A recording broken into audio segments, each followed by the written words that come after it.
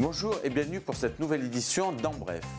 L'Université d'Auvergne et l'Université Blaise Pascal, en partenariat avec le Crous, ouvrent leurs portes le 16 mars à tous les étudiants et les lycéens. Une journée particulière pour découvrir les campus à l'occasion de visites et de conférences. Bourses, logements et restauration seront également au programme de cette journée qui se déroulera de 9h à 16h. Et pour plus de renseignements, vous pouvez vous rendre sur les sites inscrits sur votre écran. 20 000, c'est le nombre de visiteurs qui ont franchi les portes du musée Bargoin pour découvrir l'exposition Métamorphose lancée à l'automne dernier à l'occasion du Festival international des textiles extraordinaires. Une exposition qui a donc trouvé son public en montrant les plus belles pièces venues du monde entier tout en donnant une part importante au monde textile et à son histoire. Une exposition labellisée d'intérêt national par le ministère de la Culture et que vous pouvez découvrir encore jusqu'au 31 mars. Autre expo, plus contemporaine, celle du FRAC. Le FRAC Auvergne propose en effet de découvrir, à travers 40 artistes, une exposition qui rassemble une partie de ses œuvres. Intitulée Sous l'Amazone coule un fleuve, c'est une sélection des 500 œuvres acquises par le FRAC en 3 décennies. Des œuvres qui ne dorment pas dans les réserves, mais qui sont exposées dans la région ou prêtées à travers l'Europe. L'expo est à suivre jusqu'au 12 mai prochain. Un point travaux maintenant sur la rue Anatole France dont l'aménagement de la voirie doit se réaliser sur 3 ans. Les réseaux d'eau, d'assainissement, la voirie, l'élargissement des trottoirs, les pistes cyclables ainsi que les places de stationnement sont achevés jusqu'à la rue Théodore de Bainville.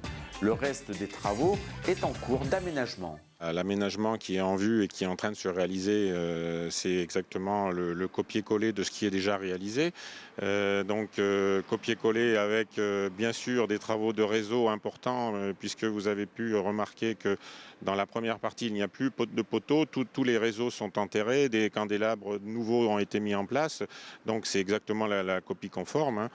Ces travaux ont débuté depuis début janvier, donc il était décidé par la municipalité d'étaler ces travaux sur deux budgets, ce qui fait durer un petit peu, on dira, la perturbation de circulation, mais nous aurons pratiquement terminé, même à la fin de l'année, ça c'est évident. Les plantations devraient se faire au mois de novembre, donc fin d'année on aura une rue qui sera complètement aménagée sur les 1,5 km que compte sur la longueur de cette rue.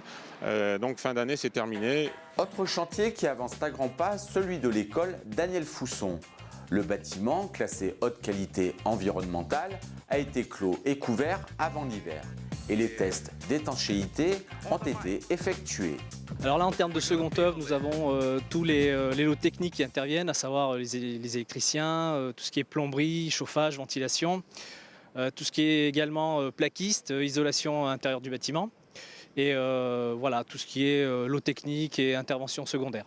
La livraison est prévue pour le 15 juillet pour une mise en service à la rentrée prochaine en septembre.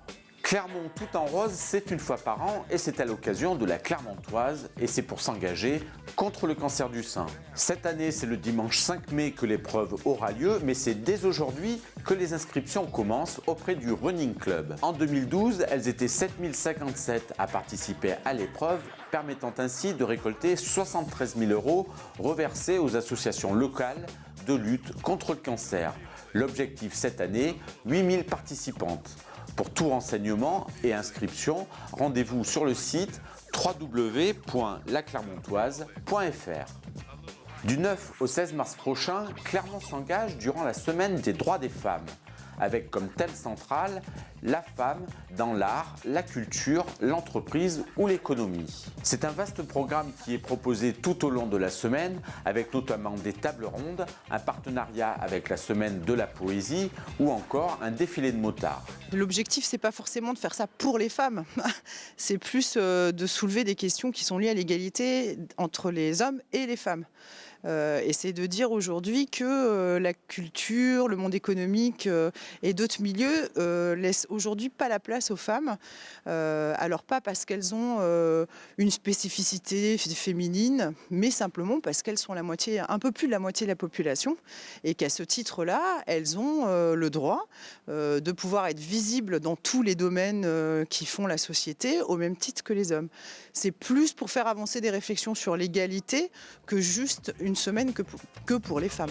Pour en savoir plus, rendez-vous sur le site de la ville www.clermont-ferrand.fr.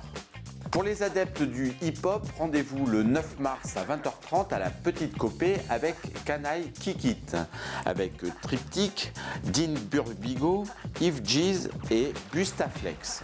Et puis on termine avec 2 rendez-vous sportifs. Tout d'abord en football, le Clermont Foot Auvergne accueille Arles-Avignon le 8 mars à 20h. Et en rugby, l'ASM accueille le Castres Olympique le 9 mars à 20h40.